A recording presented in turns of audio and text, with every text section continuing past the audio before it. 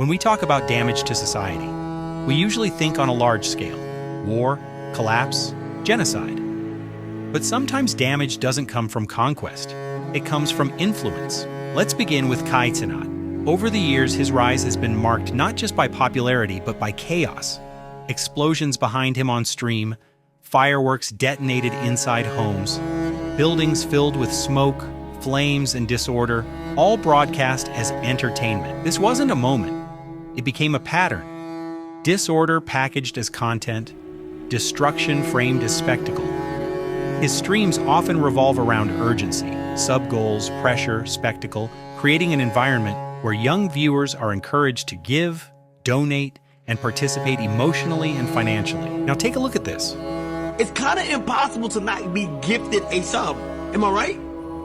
So if everybody in here that watches on a daily doesn't get, if we get to day 30, hey, I ain't gonna be gifted a sub, that's just crazy. Because we almost have as many subs as we do viewers right now. Then came Streamer University. It was presented as education, but in practice it promoted recklessness and degeneracy. There were no real standards, no accountability, and no meaningful structure. What was framed as opportunity instead encouraged excess, poor judgment, and the idea that attention alone equals success. Then came the rebrand, a new channel, books chosen by a reading stylist, a performance of growth. The question isn't change, it's authenticity. Now compare that to Thanos. Thanos was not chaotic. He was not impulsive, he was deliberate. His actions were catastrophic, the eradication of half of all life in the universe, an act beyond comprehension. But unlike chaos, Thanos operated with clarity.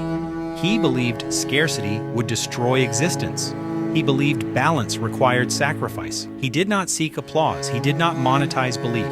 He did not ask anyone to cheer. He carried the burden of his actions alone, convinced that history would condemn him, and accepted that outcome. One believed destruction was entertainment. The other believed destruction was necessary. One thrives on attention. The other rejected it. So the question remains: who has done more damage to society? The one who snapped away half the universe for what he believed was survival? Or the one who turned chaos into content for millions to consume? That answer depends on what you think is more dangerous: ideology or influence.